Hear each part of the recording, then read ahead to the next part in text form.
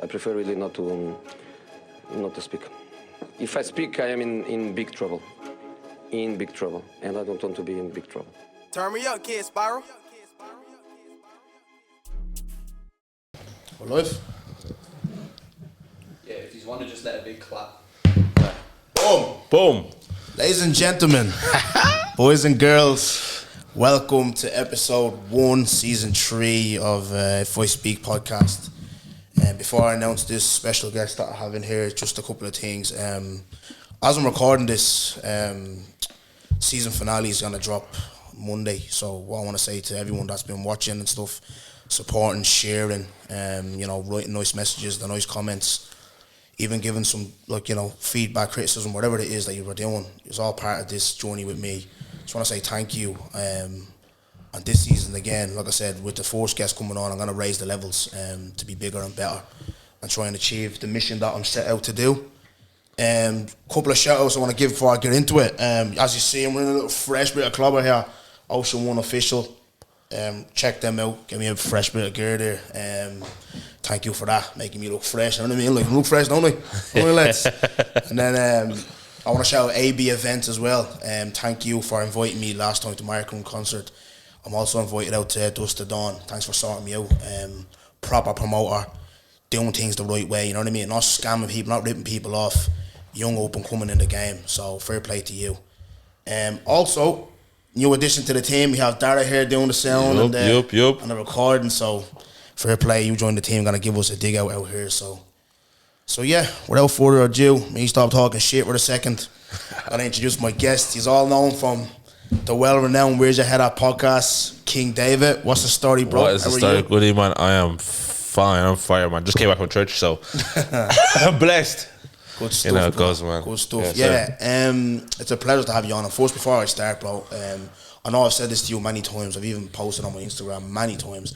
I even said it on your own podcast, but I want to give you your flowers in this sense. You know what's fucked about our relationship? Yeah. You know, at the very start, I didn't like you.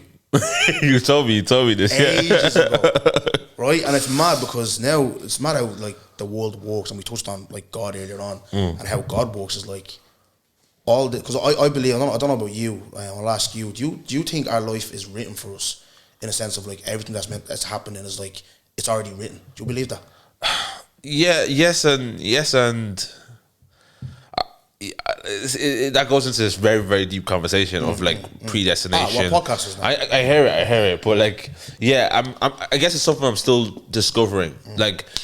I do believe to some degree in predestination, and then also kind of decision making. No matter how nice somebody could be to you, you could decide I don't give a rat's. I don't want to talk to them, and you may never come around to It may never come around full circle for some things, but to some degree, I definitely believe that certain things are just meant to happen, and some people are just meant to be connected, So yeah. Yeah, the reason why I asked that because, like I said at the start, I didn't. Because obviously, you used to train. Remember, you were heavy in the gym. And like I said, it was. Yeah, you were. I watched. So what I did before, obviously this episode, I watched a couple of your episodes back. Yeah. So I watched your very first podcast. You did, you, Tommy, and Snow. And for one of the first things, me and Amy watched the last night. One of the first things Amy said to me, she was like, "Geez, Dave's very skinny there." And you can see, bro, you can see your neck, everything's there, bro. You know what I mean? Beard's well, trim's straight. Yeah. I was like, nah. Yeah. Even me myself, bro. When I look at old pictures, bro, I was like, no, look how trim I was as well. Things change, bro. But it's nah. You can see the growth from episode 1 to what you are now. But like I said. Look, I didn't like that stuff because you were training Janice and stuff. But obviously, I just didn't trust, because obviously she's like a little sister, you know what I mean? Yeah. I was like, hey, you're in the gym as well, you know what I mean? I don't trust this guy for some reason, but I remember I used to come into your Foot Locker though and show you love, because I work with sketches right across. Yeah, across, yeah. You know what I mean? So I used yeah. to show you love in there, I used to talk. But then you're the guy that's actually helping me go towards my dream, you know what I mean? Yeah. And which is obviously becoming a content creator and a presenter. You've recorded 19, well, this is 20 episodes now, out of the 21 that I've done. So just to give you your flowers and say, listen, bro, I know I had a bit of mad at you because the John Connors episode, I was like, where's this fella? That's Smiley. What's up, brother? Do you know what I mean? Like, but Yeah. I appreciate you, bro. Thank you so much. From me, my missus, my children, thank you so much for that, bro, for helping me. You know what I mean? Like, it's a pleasure, man. That's what I guess for me, it's never been about. I guess I'm a competitive person, but it's never been about competition. Doesn't mean like belittling or like denying or do you know what I mean? Competition for me is I'm really in competition with myself and trying to make myself the best possible version of myself each time. So then, if I see someone else who can, I believe could. Okay, here's how it. You know how if you listen to me on the podcast, I'm very like. I just like people to be excellent. I want people to be at the best level when they're doing whatever they're doing. So if you're doing a podcast, do it well. Do you know what I mean? And knowing your talent, and when you came on, for me, seeing you on Instagram Live, do you know what? Before that, seeing you in an Astro, playing Hood Astro, and just seeing, like, Goody would tell himself, stupid, I'm sure. Like, he makes a mistake and he like, you had this thing about you that you're like, you're just a weird dude, man. Do you know what I mean? Like freak. Yeah, he misses a shot and he's saying, Goody, what's wrong with you? And I'm like, this guy is a character. Yeah. And then, you know, seeing you on live, seeing how you just know how to, you're very relatable and how you know how to relate with people. And then, bro, it was your comedic timing, the quality of conversation on our podcast. Like you're saying, stuck it in, I was gone, and then you kept a straight face. Yeah, you're brilliant. Do you know what I mean? And so why not help someone else, help someone like that to come and flip in, do their own thing, and as well, because I saw the passion that you had for it, man. You wanted to do something like this, and bro, man, I think if people would just be like that and just be like, yo, if you see quality, flip and invest in that quality. It doesn't diminish your work, man. It just helps everything, you know. That's my thing as well, bro. Like everyone like has their own time to shine. You know what I mean? Yeah. So you shining, me shining, anyone that's doing content or showing, it's not gonna stop us. You know what I mean? So long as we'll all know in 5 years' time who was putting in the real work. For sure. You know what I mean? Like for sure. Who was the one that was talking, complaining? This is what I always say. And Trey Wavy doesn't know this yet, but I remember having a conversation with him years ago. As I said, I don't really know artists like that in this country. But I remember Trey was doing music, and I used to always ask, are you getting enough support? Do you know what I mean? Yeah. And Trey said to me, he's like, Dongo, like, my audience is not Ireland. Right. I don't care if people in Ireland are support me. I have fans in Nigeria, I have fans does, in America. yeah. Do you get me? Like, so I always look at that, like, obviously we're gonna get into it, like, where's your head at and everything else that you're doing, but it's like, I don't care for support like that. Yeah, it's nice, but there's a journey that I'm on where it's not done yet. Do you know what I mean? Like, yeah, for sure. It's not. You have to keep walking. Do you get me, bro? It's for me. It's about impact, bro. Like, how can you get into a space and impact like the people around you, impact like, you know, the culture there, whatever it is. How can you make impact? You know what I mean? So if you just worry about the validation of men, I always say this to everybody. They said to Jesus, Hosanna in the highest on Friday, Good Friday. And then they said, crucify him. Do you know what I mean? Like, literally praise you today and make one mistake, bro. Like, Goody, say the wrong thing on the podcast. If you were looking for people to validate you, say one wrong thing about maybe a certain community or somebody or whatever it is. Yeah, tomorrow he always, do you know what I mean? So you can't really live your life trying to please people or looking for the validation from people. It's about your core values. Yeah. If everything else goes, did I keep to my values? Yeah, I want to impact people, bro. That's the end of story. 100%. Well spoken, bro. Like the way you touched on the God stuff, really spoken like a true pastor. We'll get into all that down in a minute, yeah. But what I want to incorporate this season, there's a couple of things that I've obviously been watching podcasts, studying, and how can I make myself better. But one thing that I added was just to start off as an icebreaker, because I watch Talking Bollocks, and obviously I watch you guys. And one thing I seen with you guys, right, if you remember, where's your head at used to be like you're kind of icebreaker. So it was like, I remember I watched the episode yesterday. It was like, where's your head at from the start? Yeah. So, and obviously charge to the game, have charge to the game. So charge to the game. I heard this week you charged the episode. Shout out charge to the game, boys. Yeah, and Dave and Deji, Yeah. But, so my thing now, what I'm going to be doing from the very start of the episode, just as an icebreaker. Yeah. And then we're going to get, obviously, you're known as King David right now. Yeah. But I want to know David. Yeah, for sure. At the start, and then we'll get into King, like from David to King David. So we'll start off like that. But my thing will be, what's the gig? So what's the if gig? anyone knows, what's the story? Right? So that's going to be basically just, if you don't have a what's the gig, what's the story, what happened this week or whatever, I have a what's the gig anyways, all right? So, and it's not, obviously, it's not my thing, it was Jamar's thing. Yeah. I'll give you that credit. I don't want to say, oh, you're robbing my what's the gig. But obviously, I took it and brought it onto another level. So like us podcasters now, where's your head at? Myself, there was podcasters before us. Exactly. We're at the taking it to a whole new level. And you know just what I mean? talk about it, bro. You have. No, we have. No, we have. It's the truth. There's going to be people like, oh, look at them being arrogant and all this. We have taken it to it, you know what I mean? Like, No, do you know what? Like, there's something beautiful about just speaking the truth, man. Do you know what I mean? Like, fact. Let's call it spade a spade.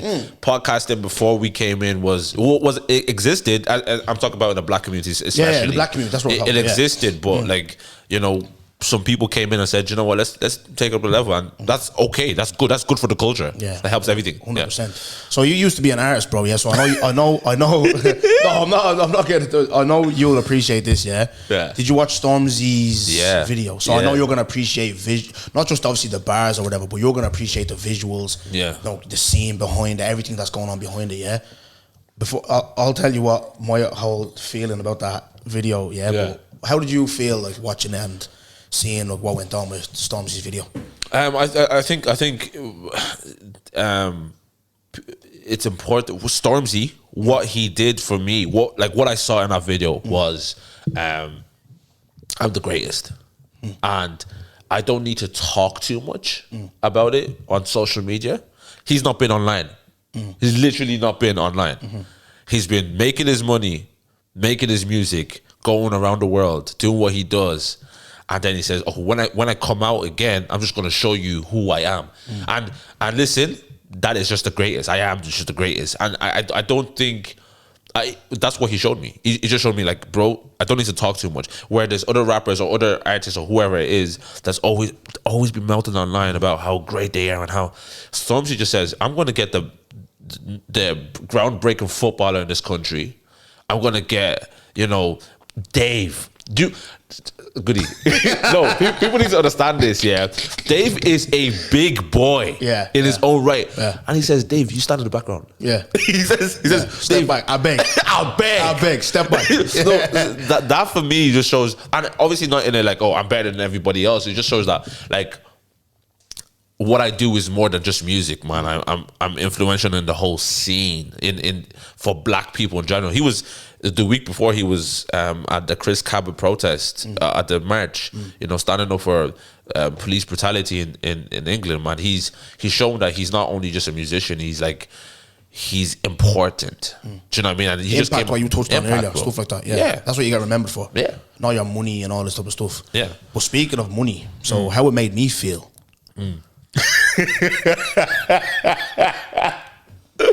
Me and Amy after the video,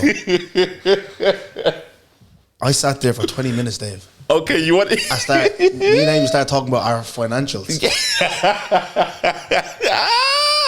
God, I just started talking about like, this nigga just called me broke for 10 minutes. For 10 minutes. Whole 10 minutes. 20k for a shower head. Jeez, bro. There's men now here and so girls we can shower fresh. Not using bucket still. Yeah, I'm still using bucket, bro. let me just tell the truth. Let me just tell the truth out here.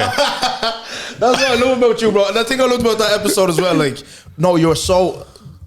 Just to touch on it, yeah? Just before I get back into what I want to say, yeah? I love the vulnerability of Tommy. In the sense of, I didn't know Tommy's just a bun, bro. Talking about his doobie box, his grinder and his skins, and his man found it. I was like, what? Tommy used the bun? Explains the lips, because his lips are big. You know what I mean? His lips are big. Tommy, love you, bro. You know what I mean? Like, serious, right? And then obviously you talking about how you used to, you know, ask people for money and all for for lunch and stuff. You used to go around with no shame. And you're right, because even me a couple of weeks ago, me and my brother, we went for food with Aston. We we parked up in Jervis. Obviously, we were short like €1 for the park, and none of us we couldn't use our card. Yeah. So it was one auntie. She was putting in our coins. Yeah. Sorry, auntie. And I go, sorry, auntie. But when my brother Nathan goes, yeah, goody, wait, let me go over here first. me a house shame. So I don't give a rat. I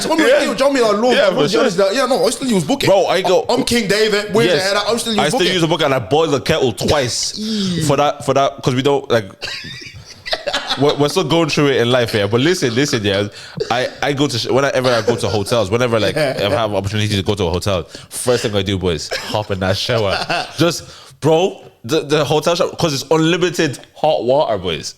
Remember when I told you I got humble when I broke up with my ex, I went back to my ma's? Yeah. Bucket, bro. When I went back to bucket, I was just like, it was a humbling experience, man. All that. Remember my brother Sean said in one of the episodes about, you think you're funny with your loan deals, yeah?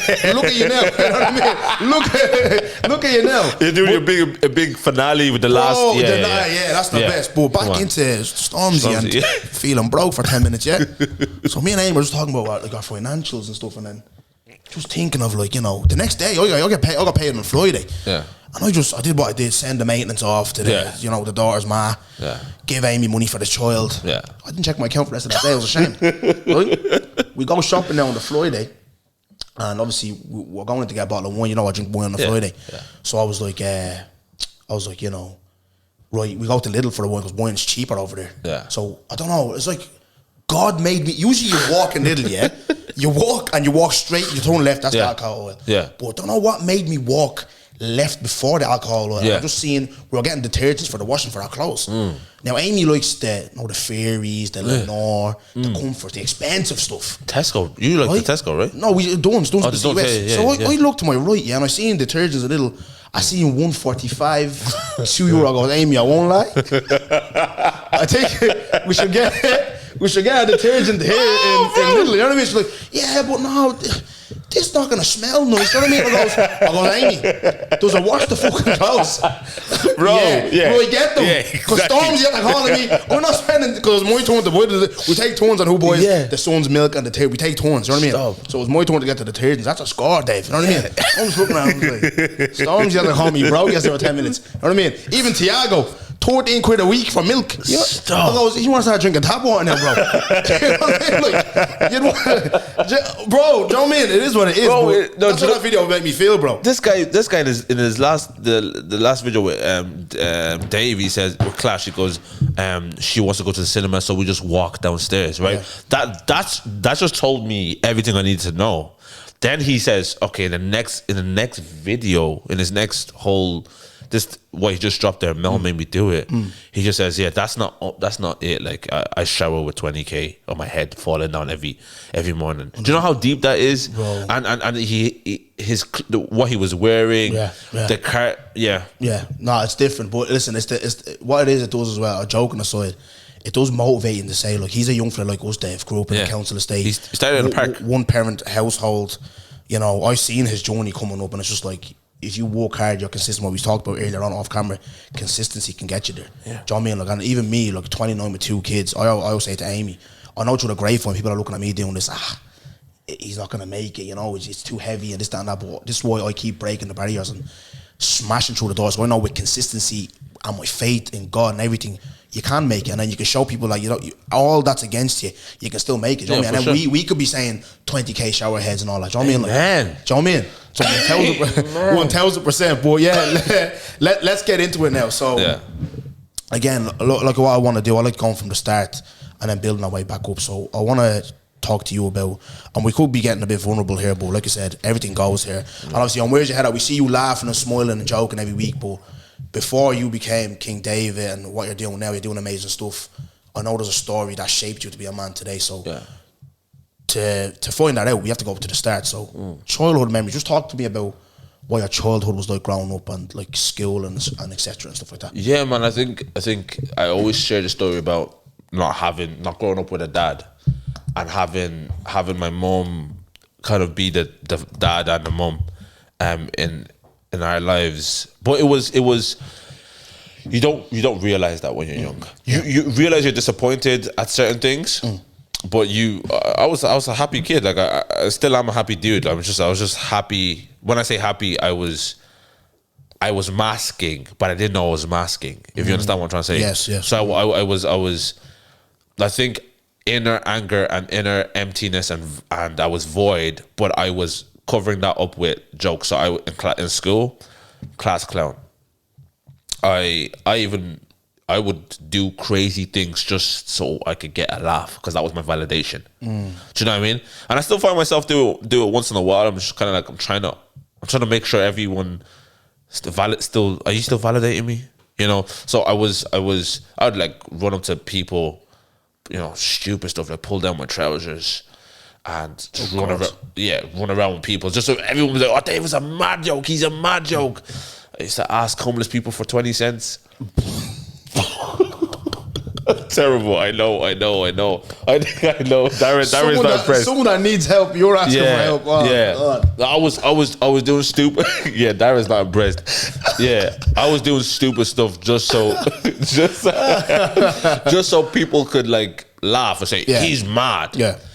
And I was doing that, but at home I was like, in my house, we actually, you know, was just my mom built an amazing culture of like respect and love. So, you know, we were very just connected and very close knit in the family, with the 5 of us. But, you know, I had to be a leader in my household, and I had to be the father figure for my little brother and my little sister, you know, just because I began to understand what I was going through without having, I never had a man, still to this day, don't have like a father figure in my life. So I had to figure that out myself and made too many mistakes. But I was learning to be a leader from a very, very young age, you know, and that was my thing, growing up.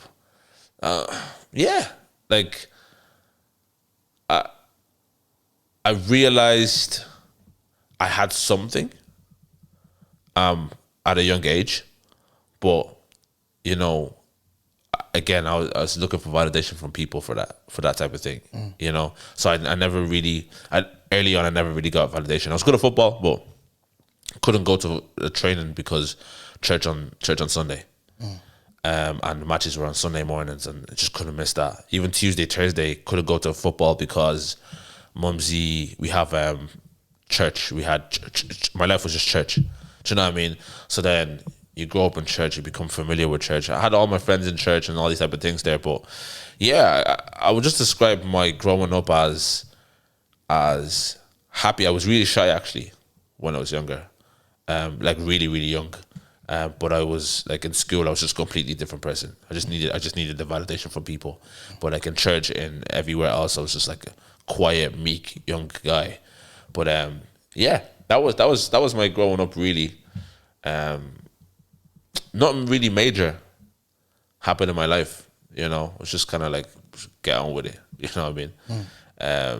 And then you get to a stage, get a little bit older, and you begin to realize the heartbreak of not having a father figure at home. So there was one. My little brother used to always look at the sky. It's just sad. He used to look at the sky and see all the planes go by. He goes, "Oh, I just always wish or hope that my dad's in one of those planes." That was painful, you know, hearing those type of things there. My little sister gave me a Father's Day card, and that broke me to pieces. Because like, yo, it just makes you realize what is missing. And then I had so as I said, I used to rap and stuff like that, right? So I was in I was performing, and I did 4 gigs this one day. I did 4 gigs in the one day, and it was just this was in a church. I was doing this one, and this like prophet woman, right? She's never seen it in my life ever. She said, anyone that didn't do well in the Leaving Cert, so I got like I didn't do well in my Leaving Cert at all, and anyone that didn't do well in the Leaving Cert, come forward. And Percy Jafaris is beside me and just looks at me. Like, so everyone just sees it. So I just walk forward, and there's other people that walk forward as well. And she just praying for everybody else, and then she stops at me and she looks at me, and she almost like feels grieved or something. And she goes, "Don't be angry at your dad." I was like, "I don't know you from Adam. Never seen you in my life. and you telling me don't be angry at my dad. How do you know any? And at this time, I'm not even angry at my dad because I haven't realized what was going on. And then the next year, I'm going into.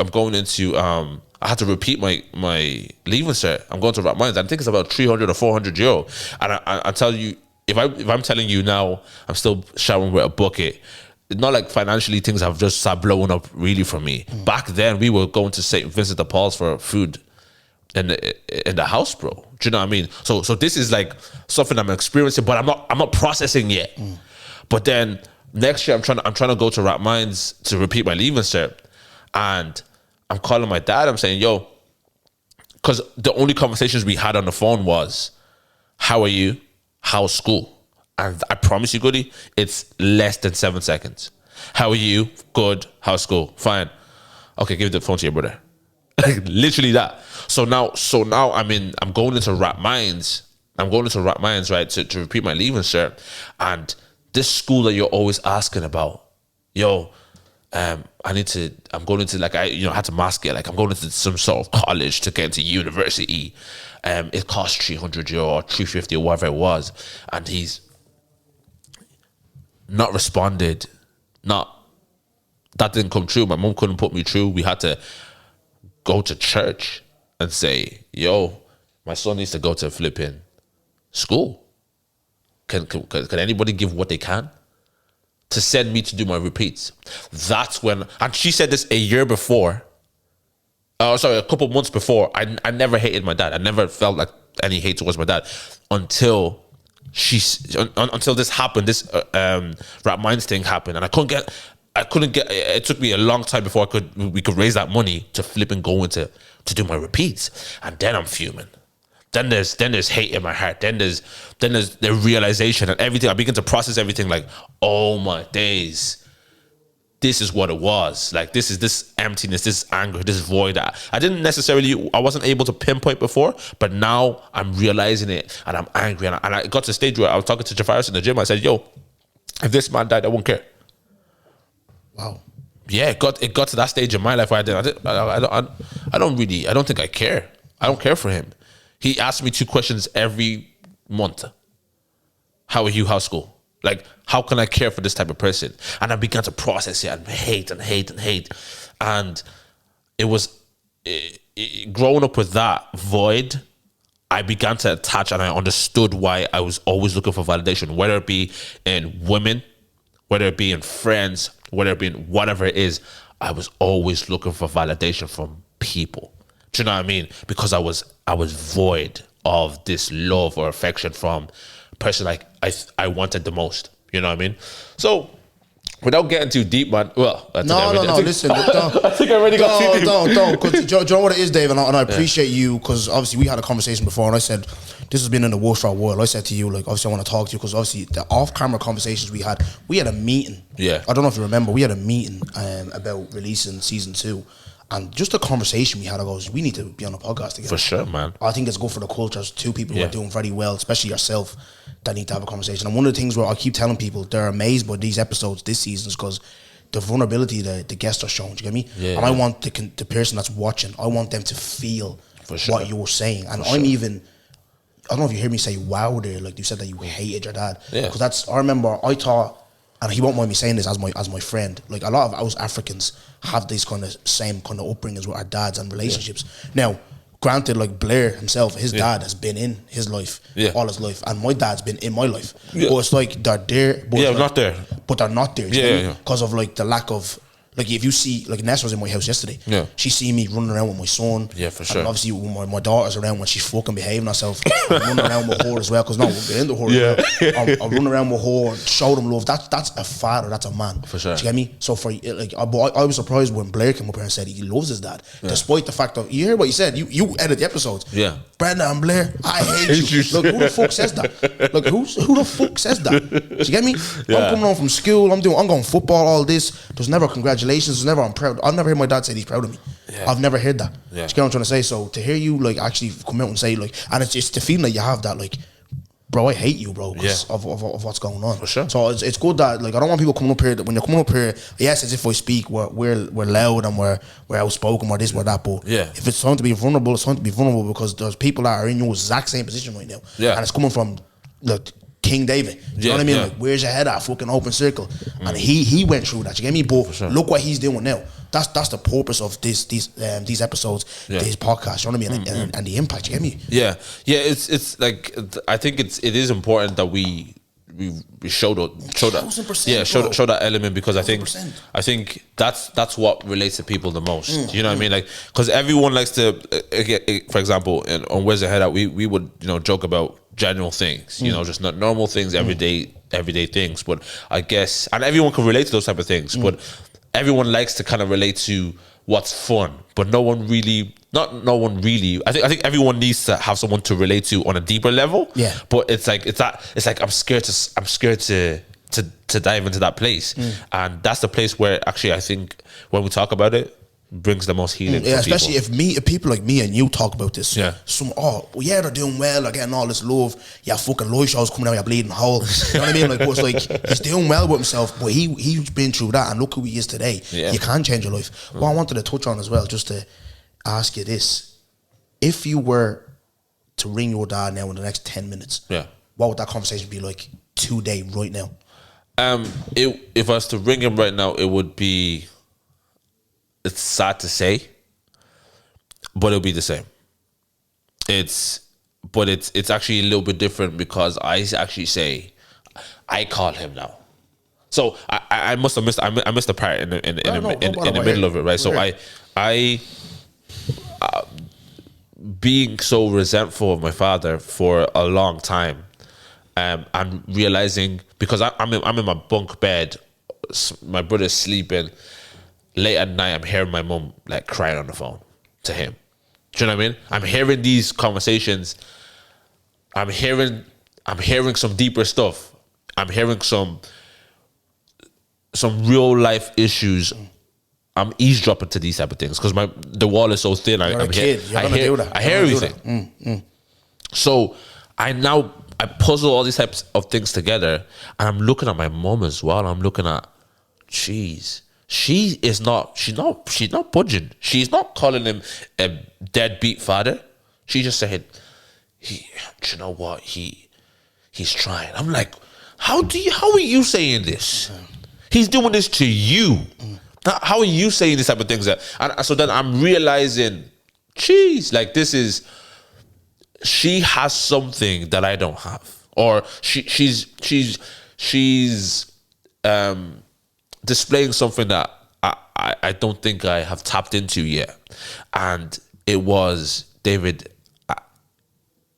it was that whole validation. Like, David, I can't live my life. I've tried. I've lived under the promises of, I will do this, I will help you out one of these days. And I've been disappointed for 20 years. So I realized that she just gave up on not on him. She just gave up on his promises, on his words. Do you understand? So now it was now just left to her to just kind of process it and work on life with her kids. And if he comes one day, so be it. If he doesn't come, well, that's what it is. You know what I mean? So then I had to like look at my mom and be like, okay, if you're able to do this and this will pain you more, you thought you would have a whole life with this man. If that's what it is for you, and you're able to process this and work on forgiving him, well, I've just got to work on mine. And that didn't happen by my own natural power, man.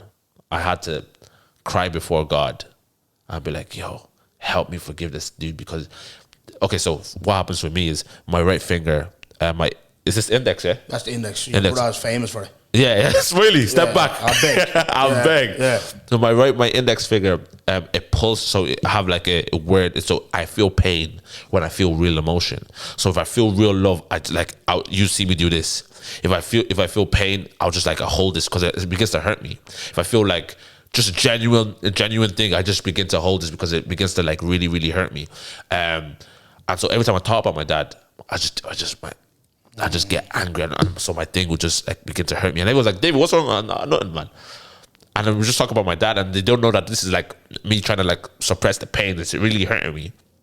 So my dad, every time I spoke about him, every time I heard him or whatever it is, I would just feel this mad pain. And then I realized that there's something that needs to be done about this, because I can't live my life hating my dad, and my mom is working on forgiving him. So I just have to do this. You know what I mean? And really, truly, and truly, bro, it was the day that I got saved, and a man, right? So I close my eyes and I see like I close my eyes and I see an image of like a man on a cross saying, "David, I love you. I promise you, I'm in front of everybody. I'm a rapper, bro. I'm in front of everybody." It was just like a little prayer service type of thing. I'm in front of everybody. Everyone's like, respecting. Hey, what are you saying, G? You're good. I'm with the man there by the back, and I'm praying, and I close my eyes and I see a man saying, "I love you." Broke down, fell on the floor, like not like a dramatic fall. Yeah, I just broke down. Like, those things that just break you down to the deepest core. I broke down on the floor and I began to weep like a kid. Like, that moment from what I believe to be Jesus filling the void that my father never filled. And so now I'm living, I'm just kind of like, oh my God, I feel fulfilled, bro. But then I still have this natural, like I still have a need for like a physical father.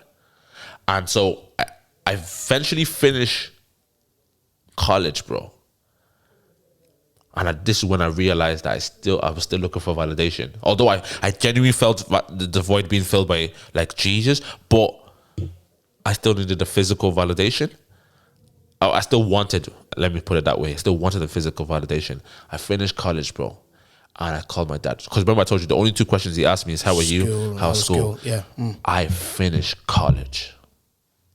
Dad, yeah, this is what you always ask him about. Apparently he brags to his friends about this. Yeah. I'm finished college. We have 2 tickets for my graduation. My mom and yourself. Oh, yeah, I'll get back to you on that. Oh, Jesus Christ! And I'm saying, wait. And bear in mind, everything now. I'm maybe painting him in some sort of picture, but the truth is, this is my experience. But I have nothing but love for the man right now. I have nothing but love because I processed this and I healed from it, right? So he says, I'll get back to you on it. We sent him the tickets, just let us know whenever you could come, whatever it is, what the story is. On the day, tickets still available. Empty seats. I'm like, all right. And I was so, a moment that I was supposed to use to celebrate and be so happy. Hey, listen, like I graduated from school, bro. That validation you're talking about. The validation, I didn't have it, and I'm like, and I realized that I'm still looking for validation from this man. And it was that moment I realized that I do wish I had we're doing amazing things, Goody.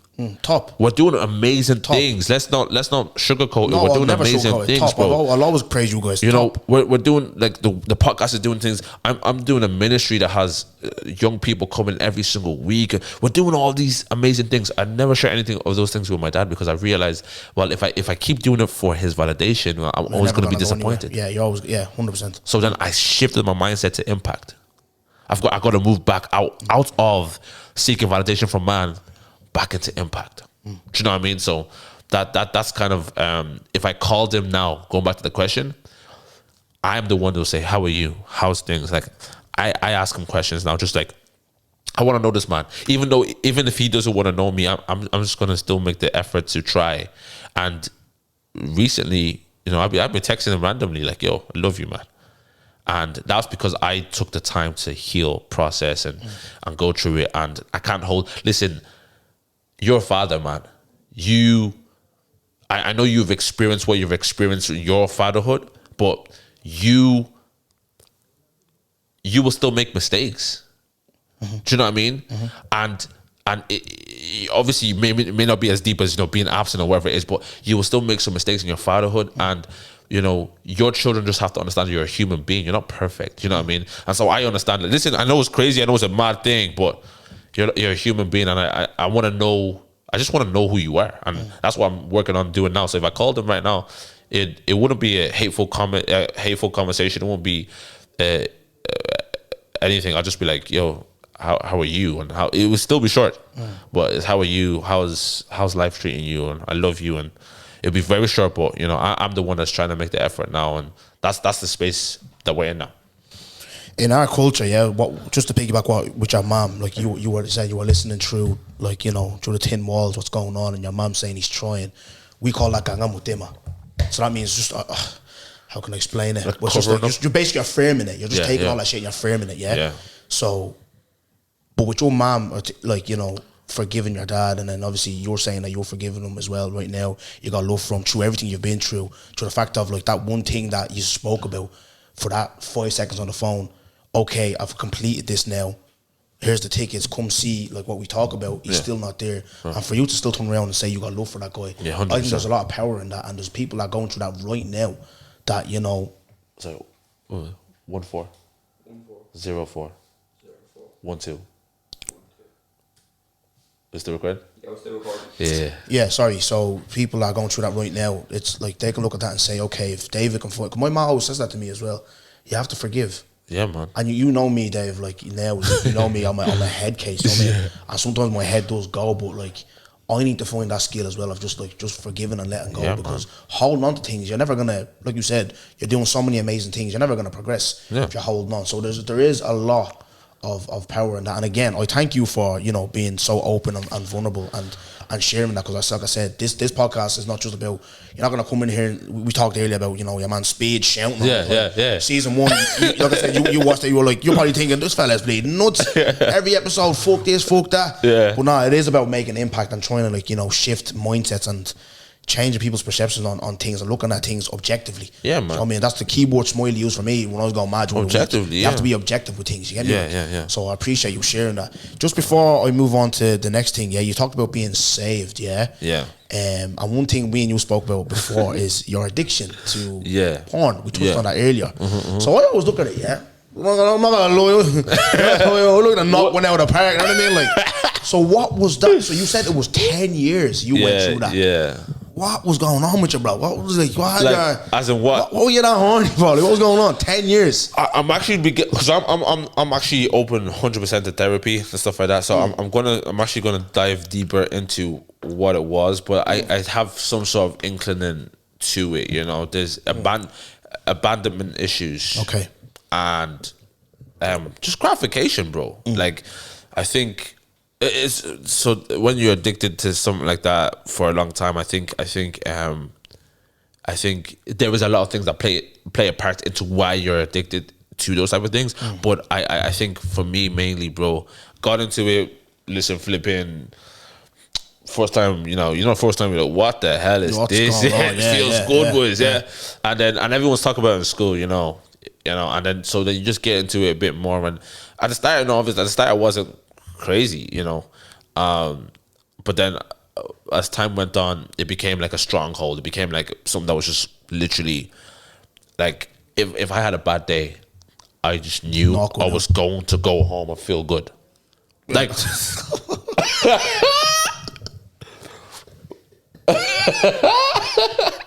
Yeah, we're children, boys. Go on.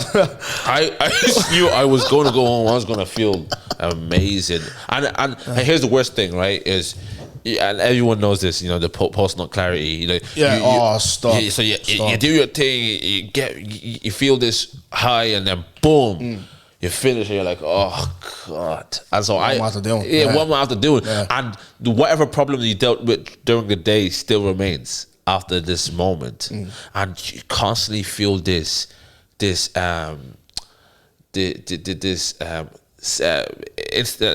short-lived gratification that doesn't deal with your problems. And this is where everything people use weed or drugs or whatever it is, alcohol, just to get rid of something for a temporary time and then go back to whatever it is. So that was my thing, and it got deeper and harder that's not the words I wanted to use, but yeah, it was more difficult over the years. And then what happened was I began to look at women as objects. Okay. And I began to realize it. Because I'll be in town and I'm looking at a girl and I'm not thinking about, that's Lucy, a woman. I'm thinking about her without clothes. And I couldn't have even normal conversations with my friends. Like, that's where it was getting from me. It was getting to perversion. It was perversion, sorry. It wasn't that it was getting to, it was perversion. Because it's perversion not to look at something for what it is. Do you know what I mean? So I'm looking at a woman, I'm just can't think of her as a normal person. I'm just thinking of sexually, like objectifying her, like, yeah. Do you know what I mean? And I'm becoming this, like, not, I never did any creepy things to any woman, but in my mind I'm becoming this creep. I'm becoming this weird dude, and I'm realizing, David, this is not who you are. Bear in mind, I've given my life to Jesus. I'm a Christian at this stage. Oh, you're saved. Oh, let's talk about it. Yeah, because I was thinking, my question after, like, the transition to the next question was, what led you to, like, you know, being saved? Bro, but you're saved and you're doing this. Yeah, let's talk. I'm nuts. I'm in love with Jesus and I'm in love with porn. It sounds crazy. That's why we should be the caption, isn't it? Yeah, flat out. But I'm going to church on Sunday. I'm like, Goody. I think I said it on church the game. I said, Joe, I read the Bible, like, put the Bible down, knock one out straight after. Everyone thinks I'm crazy when I say this, but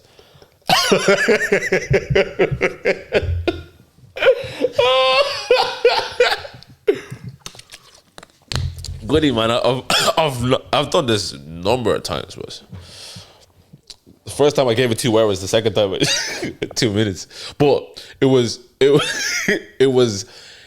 that type of thing. I'd go to church on Sunday, lift holy hands and stuff like that, and then even maybe the same evening, bro. I was, like I told you, I was doing the maddest things in church, bro. Because as I said, I'm in church Tuesday, Thursday, Friday, Saturday, Sunday, bro. I'm familiar with this environment. It's no longer sacred to me. So I don't see God for who God is at this moment. I am saved, but I don't see God for who he truly is at this moment. And so I just keep fondling and going back and forth and, sorry, Jesus. Like, as soon as I finish, sorry, Jesus. 2 hours later, back in. So I'm just constantly back and forth in this, like, cycle. And it's frustrating now because my heart and my spirit really wants to, like, please God. But my flesh is constantly doing what it wants. Like, we're human beings. Like, horniness, feeling horny and feeling aroused isn't a sin. It's not a bad thing. You're a human being. Do you know what I mean? But it's I guess it was my lack of control. And then as I said, I was realizing I was becoming very perverse. And even my relationships with, like, women I wasn't seeking genuine intimacy. I was only seeking, like, sexual intimacy. Do you know what I mean? I was becoming manipulative as well, bro. Do you know what I mean? It was all becoming this weird thing that David doesn't want to be. And David's spirit and who he identifies as it's not matching, So I'm in this weird space for a very, very long time. 7 years into my salvation, I was into porn. So the first 7 years you were saved, it was... First 3 years I wasn't saved. First 3, I'm addicted to porn for 3 years, get saved in my 3rd year, and 7 years after that, I'm still addicted to porn. That is mad. And people think it's like when you get saved, it's tomorrow, you just like, yeah, you don't like porn anymore. Yeah, I wanted to touch on that because I loved your honesty, because there is a section where I want to touch on Christians, where we had that conversation with Blessing when we sat here for till about 2 in the morning. Yes, yeah. And obviously she had very strong opinions on it, and she actually wants to come back and maybe we'll get the both of you on to share. That'd be amazing. Different opinions on it, because even me, I had a debate there during the week, because on Snapchat is where you see Goody, where on film. On Instagram you'll see the content going and all that. But Snapchat is where I rant, on my main story anyway. So I don't want to rant today because I'm just sick of, like, it's not all Christians now before everyone comes. I'm not putting you under all the same umbrella, but I don't like this thing of how Christians can be so judgmental at times, where even my own cousin, I love this girl. Like I told you about her, she's married to a pastor and stuff. I love her. I remember one time she said to me, "Oh, Goody, you live 2 lives."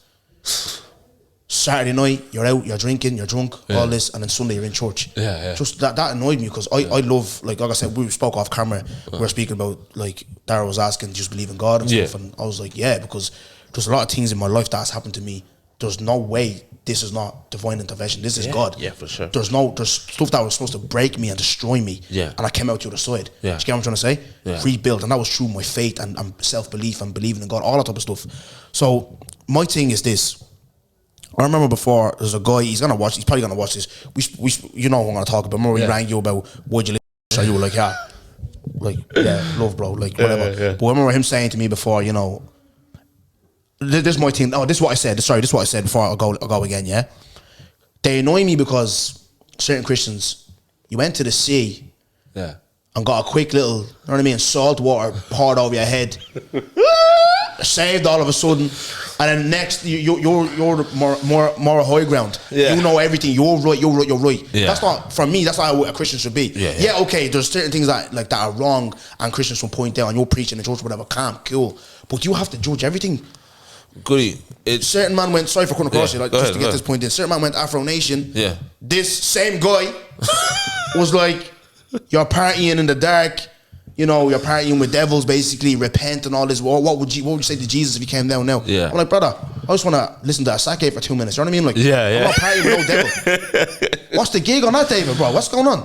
I see. So if you encountered David 10 years ago, when I just got saved, broski, same guy. I'll be the same as the person you're talking about. I'll be the same as the people that you are describing. It's because if I give you a book, Goody, and you open page 65, and you read page 65, do you know the whole book? No. You may understand you may have a little inkling as to what's happening in page 65, but you have no clue because you don't have context. So you don't understand the intention.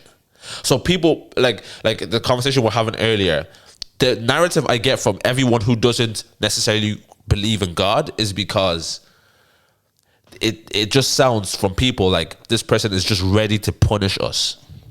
Do you understand what I'm saying, Goody? Like, so everyone is like, yeah, God. Like I had a friend in work, and she said to me, David, I said, come, because I do a youth fellowship, right? And if you came to the youth fellowship, bro, everything you think you would experience, like, say, everything you think a church is supposed to be, we're kind of not really like that, bro. We have people that come in whatever way they want to come in, and I won't stand on the altar and say, you're wearing this, like, change the way you're dressing, because that is not how God was. That's not how God has related to me.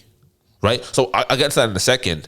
She said to me, Dave, if I step into church, because I was inviting her to come to my thing, and she said, David, if I ever step into church, the whole building go on fire, because she's like such a sinner. She said she's such a I've made so many mistakes, and I was like, that is actually the purpose. Like I said, not for people to kind of not for God to punish you. He's not asking. No one's asking you to come to church for God to punish you. It's actually to encounter you where you are, like the exact position that you're in. So if you're coming from a shaka on Saturday and you go to church, God is saying, "Oh, at least you're here. I'm happy that you're here." Do you get what I'm trying to say?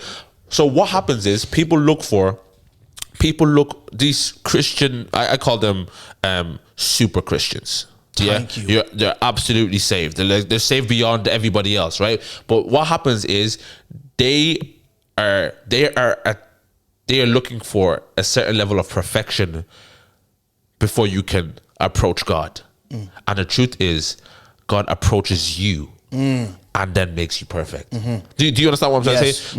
So I don't say, so it's like, God doesn't call the qualified, he qualifies the called. The people that he, like, wherever you are, bro, the people who have just been, bro, okay, let me go as deep as this. I have felt the most love from God after knocking one out. I know it sounds crazy. I know it sounds crazy. I love him. But that is the purpose, bro. That is the purpose. He, I'm realizing in Christ, in Jesus Christ, there isn't condemnation. But what a lot of people like to do is read this whole book out of context and see in the Old Testament when God was striking people down. But then you have to understand, when you read it full circle, Jesus came to rescue us, and just by believing you become righteous, right? So like here's what's going to shake all of these super Christians right now. Goody, I want you to shake them, please. Right, Goody, you believe in God, yeah? Yes, 1000%. The Bible says if you have faith, it's credited to you as righteousness. They are saying, if I don't sin, I'm righteous. And what they're saying is, God, I can attain your perfection. And God is saying, you're foolish. I'm saying this to them, and I know they're going to like cry when they say They're going to cry. They always do. You're foolish if you try and attain righteous. You can't be perfect. Nobody in this world can be perfect. So you're foolish if you try to attain perfection. Instead, you need to be humble and say, I am not perfect, I'm weak.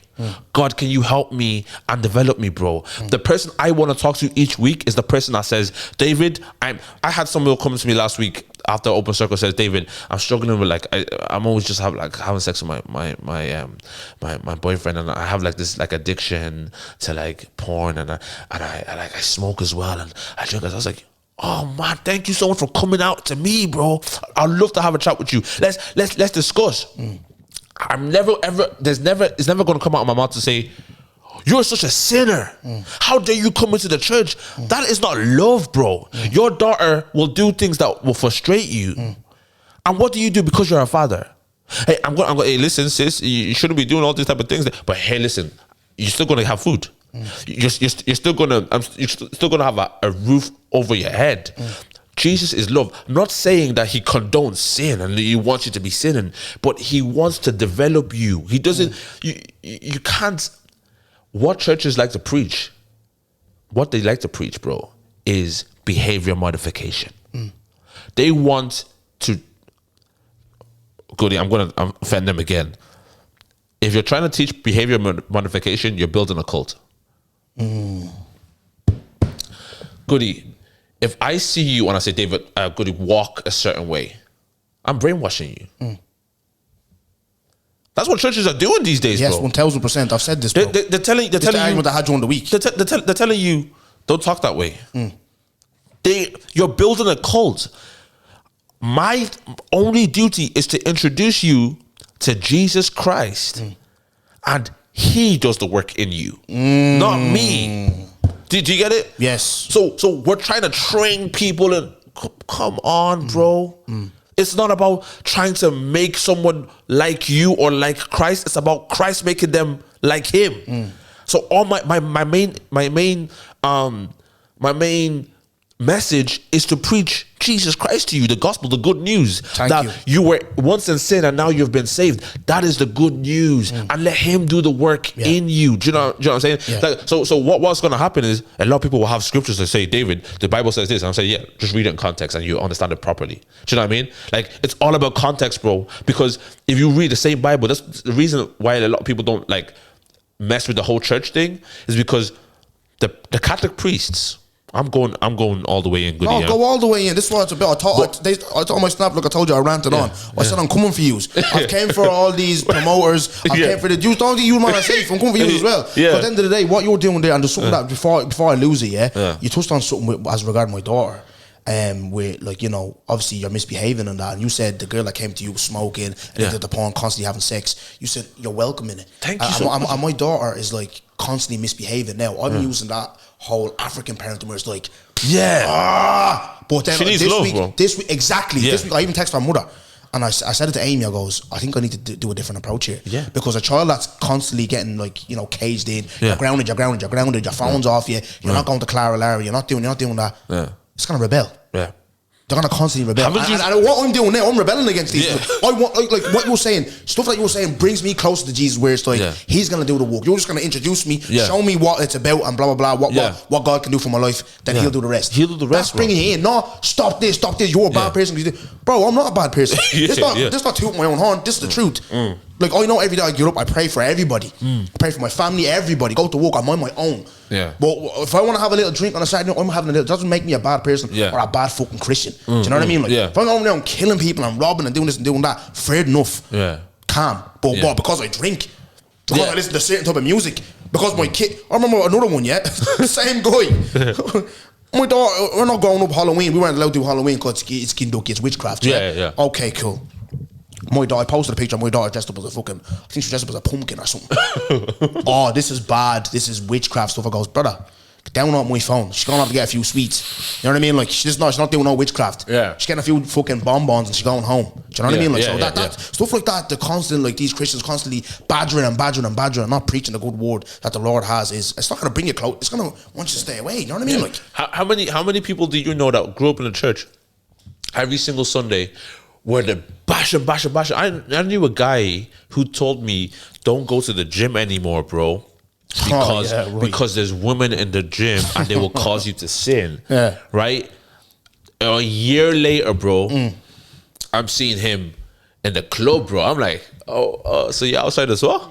and here's the thing, bro. He without sin cast the first stone. That just means if you are blameless, well, you can judge. But if you're not blameless, don't judge, bro. Don't throw stones in a glass house. You understand what I'm saying? So the reason all these Catholic churches, and not like all these Catholic churches, but the reason some priests and some pastors and some people of God have done some crazy things is because they've taken a scripture in the Bible. Bro, do you know how they enslaved our people? No. With the Bible. Oh, no, of course, yeah. I remember I was watching, me and Amy watch a lot of Slave. I don't know why you watch it. They use the Bible. They use the Bible against us, yeah. So you, bro, I could use the Bible for good and I could use it for evil. Religion that we're all shouting about right now has been used to kill people. Thank you. They don't talk about that though, don't you know? No, because we like to cherry pick. So it's whatever suits me, bro. Yeah. That's the wrong way to read the word of God. It's not about what suits me or what is beneficial for me, bro. It's reading this whole thing in context. The Old Testament, like, it will take me an hour to explain the Old Testament and then the New Testament and what the purpose for these two things are. But people read the Old Testament not understanding that there's a reason for the New Testament, and then they start talking to you about the Old Testament and putting you under the Old Testament like rules and regulations. Well, you're just showing to me that you don't read this thing in context. So I have people come up to me as well, say like, bro, yeah, like this, that, and I'm saying, broski, I hear you and I love you and I thank you so much for coming. I always tell them like, thank you so much for reaching out and I understand your concern, but let's be guided and look at the word of God a little bit deeper and kind of understand the intention behind the writer. I could text you today and you could be with Amy and Amy says, Dave, Goody, I think David means this. And you're like, no, he means this. Both of you could have a different interpretation of the same text I sent you. And that's the way the Bible is.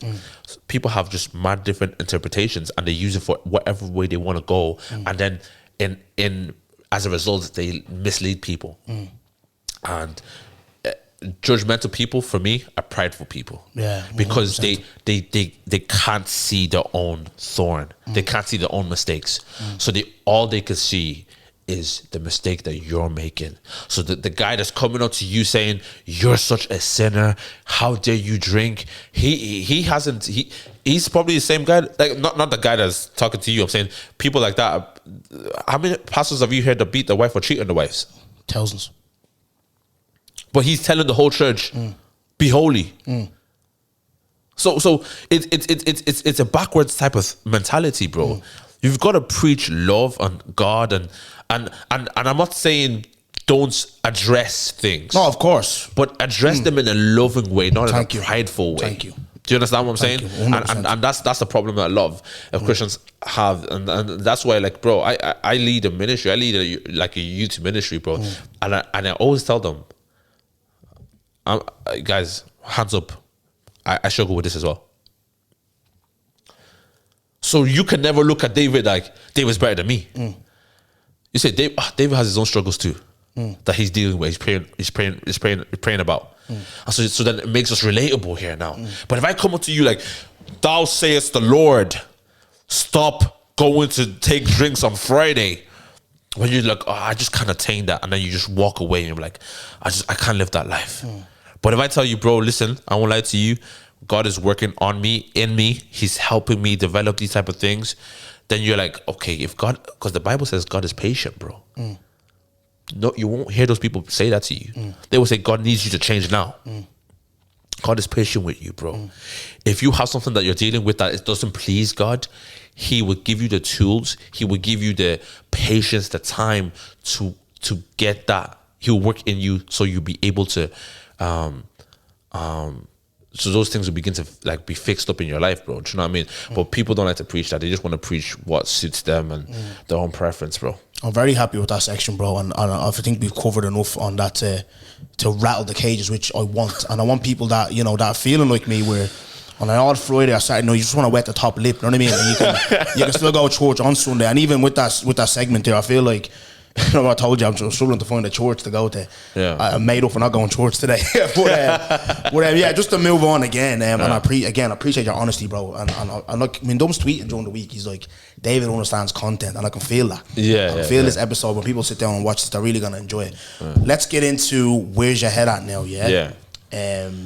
Absolute, you are killing it right now, but like I said, I watched the first episode last night, and I was just like, because I know you guys now personally, I know where you are at now. But just watching your first episode, I was like, yeah, you can really see that this was the start. You're talking about bleeding. OnlyFans, and then would you rather pill that tastes like chocolate tastes like pill, or just thinking what? And Tommy, Snow, he said he tasted shit before. It was a mad episode, but just talk to me about, like, you know, your journey from the start. Like, you know, I remember you saying to me before, I don't know if people know this because you don't really talk really on your journey and stuff, but you, man, recorded 30 episodes before you, man, released. Talk to me just a little bit behind the reasoning behind that, bro. Like, you know, we can have like a 3-hour podcast. We could have a 3-hour podcast, just easily. Easy. But so you know, growing up, I struggled with failure as well, and then obviously I just like we made a decision. Like, I made a decision. I'm not like, even if I fail, I'm just gonna try. So Snow is talking about, let's do content. Me and him were like, yeah, we'll do a YouTube thing. But we had this thing called Brotherhood on a Sunday, where all just lads come together and we just talk about, like, hey, I'm addicted to porn, and just like, how can we help each other? How can we talk? You know. So Tommy was there, and Tommy, every time I spoke, every time I led it, and every time I spoke, like the topic out, I would like kind of look at Tommy to, like, because he was good at speaking. So Tommy would take it off, and then we're like, let's do a podcast. Snow said, you know, to us, like, let's do. He said it to me, let's do a podcast, and I'm like, yeah, let's do a podcast. And we get Ron to shoot it. Shout out to Ron from Vision Lab, and we get Ron to shoot it. Shout out Ron, man. Good guy. Shout out Ron. Yeah. And then I was like, yeah. Then Snow was like, yeah, but we need to balance ourselves because me and Drew are crackheads. Let's get someone to kind of balance us out. So Tommy, brilliant. Perfect. Yeah. Tommy. So then we like, let's test it. We went on Zoom, bro, because it was lockdown. We went on Zoom. Let's flip in practice on Zoom. First time we did a podcast on Zoom, bro. We did like 3 episodes on Zoom. Bad. Like, no, I won't even say bad. Just kind of like, bro. We don't know what's going on. Yeah. So lads, next up is like, so I mean, it was very, very like rigid and weird, you know. And then we said, okay, if we're gonna do this, let's do this. Because Ron is amazing, but Ron is going to have his own life. He's going to have his own things where he's not going to be able to shoot every single week the way we want him to shoot. And he did live in Dublin at the time as well. So let's flip and buy all this equipment. I'm working in Tesco. I had a bit of Bob saved. Snow was working. Tommy was working. Okay, let's flip in. Let's flip in. Put money together. Get the best of the best. So I did 2 weeks of research. I'm studying how to do a podcast. Not even how to talk. What do you need? So we're writing all these type of things down. This is what we need. This is what we need. All right, cool. We can only afford 1 camera at the moment, 1 desk, and 3 mics. All right, let's go for it, man. All right, we bought it. All right, let's start recording. I have a church. No one's in the church. It's locked down. Let's have the keys. Let's go to church. Went to church, upstairs, set the podcast up, and we're just recording every single week. 3 episodes a week, which is like, sometimes 4. We go take a break. And I'm talking about an hour and a half podcast. We're just doing it, just knocking it out, getting better. Because you stand in front of a camera, bro. It's awkward the first time. You're like, it's really awkward. And even trying to like gel as a trio, awkward. You know what? I clocked that. Like I know it was 30, even the first episode. Yeah. The way you flow now, the pace now, different. It's like Premier League pace. Yeah, Premier League pace. Well, that one there was like League One. Leinster, not even League One, Leinster senior. It's a real talking match, stiff match, slow. Bro. When you say something and you look at him and then you laugh. Yeah. And then you're like, you know what I mean? It was mad stiff. It was like, he's a mad stiff, but now you can see and that's true growth though, isn't exactly. it? Exactly. And then you also like you're thinking of what to say. You're thinking of how could we make content, like, but then eventually you're like, there's no pressure, bro. Let's just let's just talk, man. Like, the first episode was obviously clickbait. You were trying to get the clicks, bro. And you realize that, well, each week people are still coming down. So let's just be ourselves. So over time you just become yourself. Do you know what I mean? And you become like what it is. So people are still gonna watch regardless, and just do what you feel like. It's where's your head at, bro. It's not like, you have people in each week and you want to talk to them about specific things and know about their journey. We just, where's your head at, bro? And it could be a very deep episode, or it could just be like, bro, I'm just out here, I can't believe the Queen died. Like, do you know what I mean? It's just, just random things. So over time, we obviously developed and we got better. And I always say this to people, man. The two things we said to each other was quality and consistency. And you will see over the years, well, there's still been 2 years, but over the 2 years, bro, we had a green screen behind us on one angle and we sat in a straight line. Now we have two angles and it's only going to get better. The camera quality is going to get better. The audio quality is going to get better. And that's the two things we said to ourselves. We're going to do this every single week. And I say this, commitment is no respecter of feelings. So I make a commitment to you, Goody, I'm going to give you €100 tomorrow. Because I feel like I love this conversation. I'm making a commitment tomorrow, I'm going to give you €100. Then tomorrow I have a terrible day. And I go up to you like, yeah, no, I told you I was going to give you, I made a commitment to give you €100 tomorrow, but I don't feel like it today. You be like, bro, but it's your word. And that's what we said, like, bro, even if I don't feel like talking today, I'm going to show up. And that's just because we're committed, not because we do it based on how we feel. We're just committed. So we just said every single week, bro, we're going to do it. If you're going on holidays on Sunday, well, we're going to shoot on Friday. Do you know what I mean? Like that system. Regardless of what it is, we're gonna shoot. And we've had some terrible episodes. And we've had some brilliant episodes. That just comes because of consistency, bro. Same with football, bro. The best teams, Liverpool, Man City, they have a lot of great episodes. A lot of great games, but they've had some terrible games with this whole system that they're playing. You know what I mean? And that's the thing with content or anything you're doing in life, bro. Just be consistent and constantly work on your quality, and something will happen. Yeah, something will happen. Do you know what I mean? And I still believe we're at very beginning stages, bro. We're still early only days. 2 years in. Only 2 years in. And one thing in that statement that you made there, you did not mention once, not enough people supported us at the start, and this. I said this before and I'll say it again, especially for artists. We talked about how sensitive artists are. Yeah. Don't, because you're not getting supported, this, that, and that, blah, blah. Put that same energy that you're crying about support in your work and be consistent, and you'll see where you'll go. Do you know what I mean? Like, yeah, for sure. Not once did you, and you, man, just kept going, because at the start, I remember you saying to me before, and I remember I seen this on Twitter as well. It's like, imagine, like, no, you said this actually.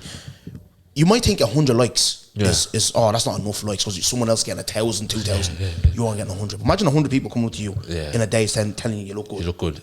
Crazy. Head would be swollen. I'm getting, and we'll touch on, like, the attention that we're getting. Yeah, not that I'm getting freaked out, but it's I'm from Brooker. Ness, I know you're laughing already. Yeah, Brooker. I'm from Brooker. You know what I mean?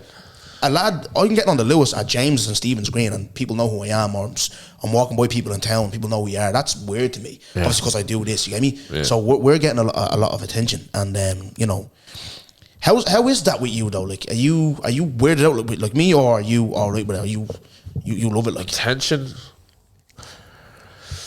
So I've shifted I don't know how to say it, but I've shifted my attention. I don't know how to say that, but like people give me attention, but before it used to make me feel good because of validation. Same. I used to be, oh yeah, look, it's steady, but it's Yeah, because as in, like I was rapping back in 2016, and I do shows. I did a lot of shows. I did shows in the UK, bro. yeah. I go to the UK, go to Glasgow, went to all over Ireland to perform, bro. And people come up to you after, scream, shout, take pictures. So I had this before, and back then it fed not even ego, bro. It fed my void for like I was looking for That validation we were speaking about earlier. So thank you. It made me feel good that whole day. I'm looking at snaps and everyone, oh my god, people love me. And then the next day it's back to like emptiness or whatever it is. So I had to shift it this time because now it's a lot more.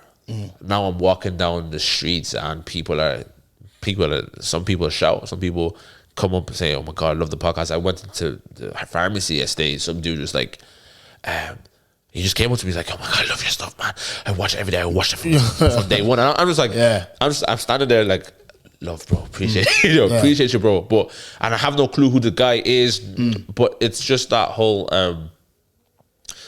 thank you, I appreciate you 100%, but this is not what, bro. This doesn't validate me. This doesn't make me who I am. This is just a result of what I do. Do you know what I mean? And so if someone says like, David, you've really impacted my life, that makes my day. Definitely that one there. Like, that's the one.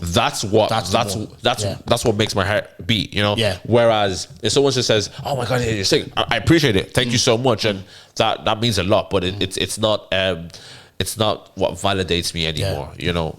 So I just shifted my attention from making that something that validates me into something that is nice. This is a result of what we do, bro. Like you're gonna get to a stage, bro, and it's always important to remain humble, but you will get to a stage, bro, where you will feel yourself a little bit. Like as Daryl was saying, bro, there's places you gonna go to just to eat food with your missus, bro, and you will be like, yo, I actually just want to eat food. I don't want people like talking to me or doing all these mad things. So now it's fresh. Now it's like, oh jeez, man, there's a lot of people just like loving us. It's crazy, but then you get used to it, and I think it's just about just managing it from then on. I think when the levels go up, though, I think we're not there yet. But that happened to me. I said it off camera to yourself and Dara, where I was in Joelle's with herself, and a fella came up to me. He's like, "Oh, I love your podcast and your TikToks and all. And can I get a picture?" And I was a bit awkward about it because I was like, this happens to, like, you hear celebrities talk about this stuff,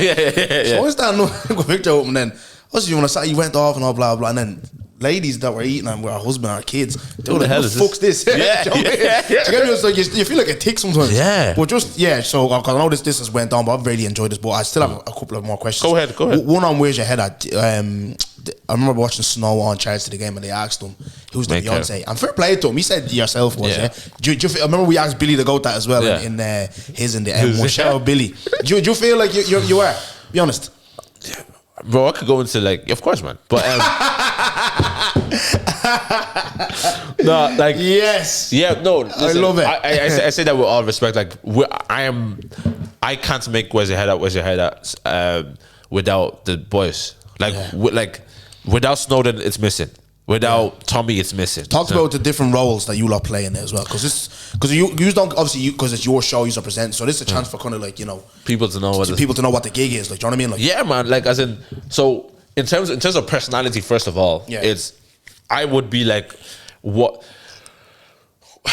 like the main host, because I ask a lot of the questions. The anchor. And that's not like the boys are not anything. That's just like my role in the thing, So I'd be that, and then Snow is more of like the comedic relief. Exactly, comedic relief. He just he brings that moment of like, why did you say that? Why did you say it? Do you know what I mean? And then Tommy's like almost like we have me and him go back and forth on the conversation in a sense, and Snow just Snow chips in as well, but then he has that like moment. He's a moment guy. He brings those moments. You know what I mean? So that's kind of like just the dynamic with us talking, and then in terms of like production, I'm in charge of video, so I edit the videos and then upload them on YouTube. And bro, just learned off of YouTube, bro. Just learned how to edit, learned how to flip in, do whatever we do on the podcast on YouTube. Yeah. And then Tommy deals with the audio, so like he'd have the headphones in and checking the levels, and he'd upload that on Spotify. And then Snow, the reason I rate that guy because he flipping.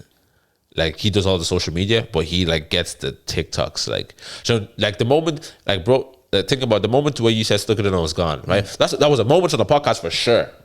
But without him knowing, like we never had a conversation. Or put that up. Snow wasn't there. No, he wasn't there. Right, He wasn't there. So without like we never had a conversation of bro. He said "Stuck it in" was gone. Put it on TikTok. It's gonna go crazy. He just knew. That's a mad moment. Show that on TikTok, and he's done that a couple times where he's just like he's got the right clip and has the ear for it, the eye for it, and he's just got the right clip and just flipping made the thing go crazy. So that's the dynamic, bro. And we just every single week, bro. Tommy deal with the audio, I deal with the videos, and you get the TikToks out. And like even this week, he's a bit late on the TikToks, but like, bro, we shake each other. We're like, yo. Where's the TikTok, What's the bro? gig? What's the gig? Or what's the video? And we just keep each other accountable all the time because we're a team, bro. And that's how we see it. There's no egos here. Like, really, there isn't. Like we're just kind of like, I might do something that offends Tommy, and Tommy's like, I have to just understand it's David. You know, David's just being David. Tommy might do something. It's Tommy being Tommy. Snow, like he comes late to every meeting without fail. Snow being Snow. Do you know what I mean? But we call each other out on these type of things. There, don't get offended. We have ideas, and Tommy might give an idea, and I'm like, I don't really feel that, and he's like, why don't you feel that? And I explain it, and he goes, okay, I can understand. I have an idea, and he's like, why do you think that would work? I didn't think about it. Okay, let's think about something else. We're just very objective with each other because we all want this thing to grow. Do you know what I mean? So we just all kind of constantly pull each other in the right direction because it's like I want it as much as Tommy wants it, and Tommy wants it as much as Snow wants it. Do you know what I mean? So we all like want this thing to grow, so we all put our all into it, you know. And yeah, that's what's been Perfect. And I just on Snow there, because I know he does the TikToks, and yeah, I never really said to him, but I'm gonna say to him now, like, I appreciate you, Snow, man, because like I said, without you, I don't think I sit here now chatting to David, having this conversation, because that moment gave me a fucking career. So appreciate you, bro. I really appreciate you, bro. God bless you, man. 2 questions, Dave, and I really will leave you alone. Then we will be done here. And thanks for your time, and Dara, thanks for your time as well.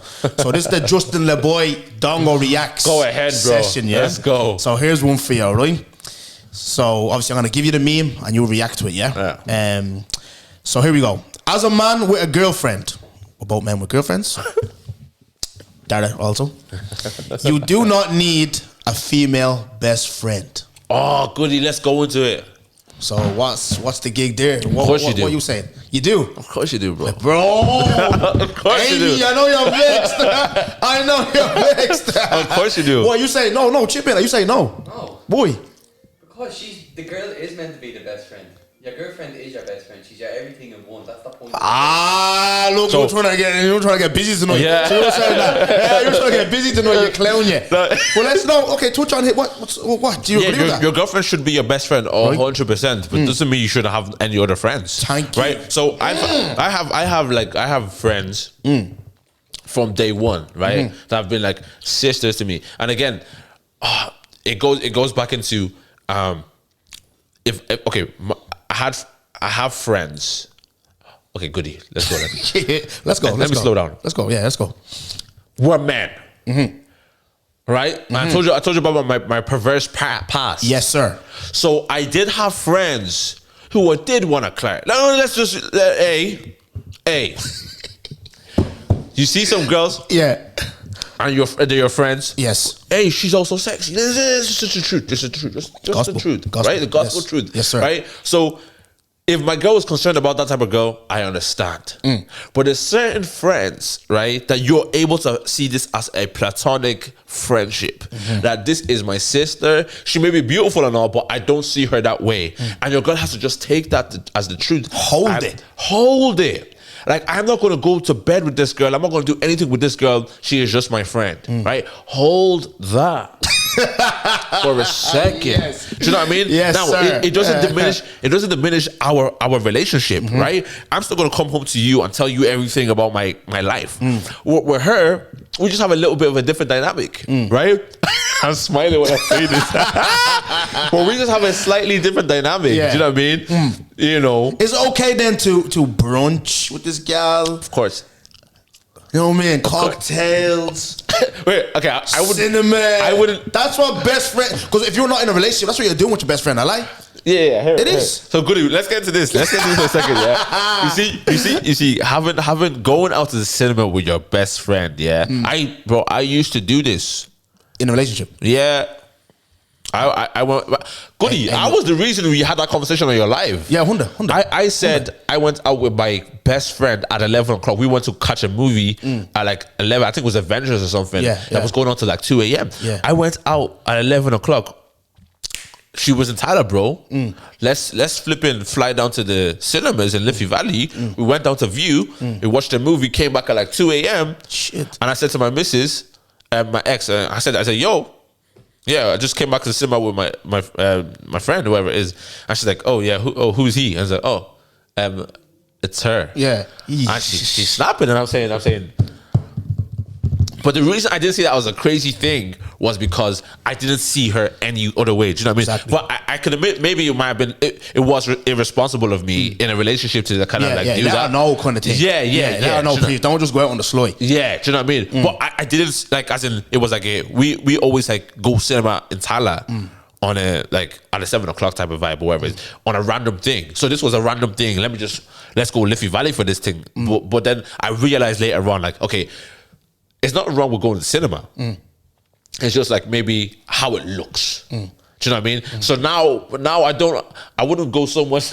Now I wouldn't go so much to the cinema with like my female friend. I will go out to eat. Yeah. I take a lot of my female friends out to eat. I don't think there's nothing wrong with it. Even me, right? It's like she got. I have like yourself. I have a lot. Someone. It's gonna be bad saying this, but some of my female friends. Yeah. In lockdown, obviously I Yeah. was single at the time. I was trying to think, but that was when everything was going wrong for me. Yeah. No one was on it. Yeah. But we became very good friends. Yeah. Now, I like having women as friends because a lot of the girls that I'm friends with, even my sister. Yeah.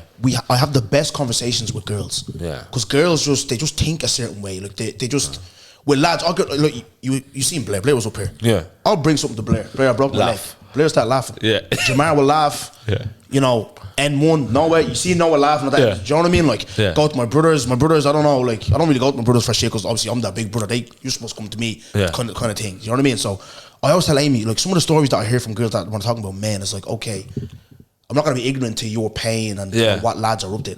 Men are trash. Yeah, for I'm sure. not gonna lie to you, men are trash. And it's Oh, not for me. Guys are gonna look at it, look at him. No, I don't need to look at him. I have a missus. I don't need to do all that. Yeah. But I'm like, okay, I don't want to be like this. Yeah. I don't want Amy to feel like this. Yeah. I don't want Vinay to feel like this because Yeah. I'll be the one. I've said this before on your podcast. I'll be the one. She Yeah. get me like going Yeah. mad. Yeah. So I'm just like, okay, I hear you. Women, they just think different, bro. Yeah, no, Just think different, But bro. You know what I mean? that's the dynamic of relationships. Like she has to try and understand how you see life, and you have to try. I'm not saying you will. We have to try and understand how she sees life. Like, so I had to concede because of how she sees life, but she also has to concede because of how I see life, Yes, or sir. how we relate. You know what I mean? So there's certain things that we don't think as deep at all. Do you know what I It's mean? deep to- But it's very, very deep to Very her. deep, yeah. And so you have to just understand that. Do you know what? I don't think it's deep, but I'm in a relationship. This is a partnership. You know, we're both one in a sense. So I have to see it from your angle, and then I will concede to. But when I'm conceding to you, to understand that I'm conceding, and give me some grace. Yeah. Do you know what I mean? Relationship is about understanding. That's what I think. Understanding and compromise, bro. And compromise. Compromise, bro, People don't 100%. understand that. People don't understand that, though. No, they don't. Because even me, when I got with her, I goes, right, because I have a lot of these friends. Yeah. I give her non-negotiables. Yeah. These are the ones that, okay, I'm going to give a couple of shout-outs. The Diana Tamboys, Yeah. the Amelias, Yeah. the Gladyses. Yeah. These, man, don't Brothers, talk. sister. These are broskies. Yeah, Especially yeah. Gladys. Gladys is day one. Yeah. Even though because you're getting all this attention, you're paying and all this unread, you tick. But anyways, right, these are none of but certain man that I've just built a relationship with. Yeah. You can kind of you can talk. Yeah, we You know what I can mean? we have a I might not discussion. listen. I might not listen. No, because I know me. These are friends. Yeah. But you can kind of, you know what I mean? Like, but let's move. I want to speed the things along because I know we have places to be. Yeah. Advice for anyone trying to do anything in their lives, like as in content wise or music or whatever. What advice is King David through all your experiences, what you've been through, hardship, failure? He's talked about all that. What advice have you got for them? Just do it, Nike. Right? I say that to everybody, but then I say this as well, man. You will be 60 or 70 years old, and you want to look back at your life saying, "At least I tried, even if it didn't work." The worst feeling you would feel at 60, at 70, the worst feeling you want to feel is regret that I didn't try. You don't want to get to a stage. Are we good? Oh, that's good. You don't ever want to get to a stage in your life where you like. You don't ever want to be that person who says, "Yeah, I could have done a podcast, but like I just had too many things on my mind." And then you don't ever get to see the reality or the possibilities of what could have happened. And so I always say to people, man, just do it. And if you fail, you fail. Failure is your best teacher.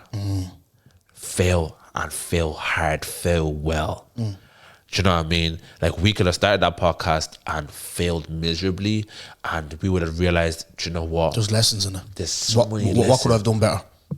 That's always got to be a question, but just do it. So many people are talking themselves out of greatness. Do you understand? Yes. So many people are like saying to me, like, there is a potential. There's something in front of you that you're able to, that you can do, but the only reason you're not doing it is because you're only feeding yourself excuses. And I always say to people, man, excuses is going to get you nowhere. Like, you have a million reasons why you shouldn't be doing this podcast. You can say, bro, I'm a father of two. I'm working now.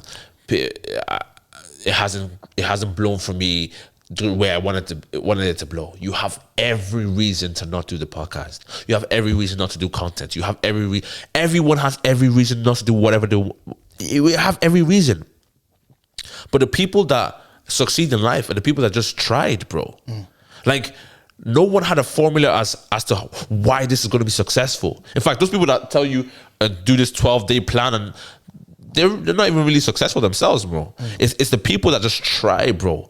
Just try whatever it is. If you want to be a YouTuber, if you want to be a footballer, whatever, just try. Give it a go. And you can never say to yourself, "I didn't try." Nobody can ever say to you that you didn't try. You may have failed, but just try. And this thing could be crazy. Like, I always say this, especially in regards to like Open Circle. We started Open Circle in college, and it was 25 people that came the first time, which was like, we emailed 125 people. And so 10% of those people came, right? 25 people came to Open Circle, and 2 of them returned the next week, right? But we just did it every single week.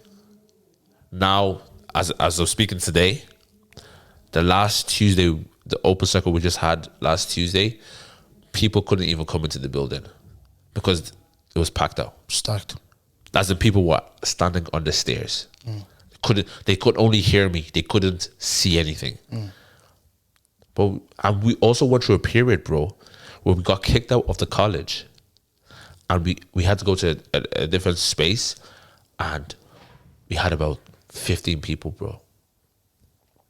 I mean, we went from having 100 people easily to like 15 people. Imagine how discouraged that was to come there every single week and stand before people. And bro, we're only 4 years in. We're still going to experience some serious dips and some serious highs.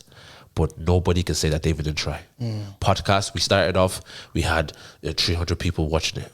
Now weekly, we have 4,000 to 5,000 people listening and watching it, bro. And we're going to have moments where it goes down and moments where it skyrockets. Nobody's going to say we didn't try. Do you know what I mean? And if this thing ends up in success, we tried. Thank God.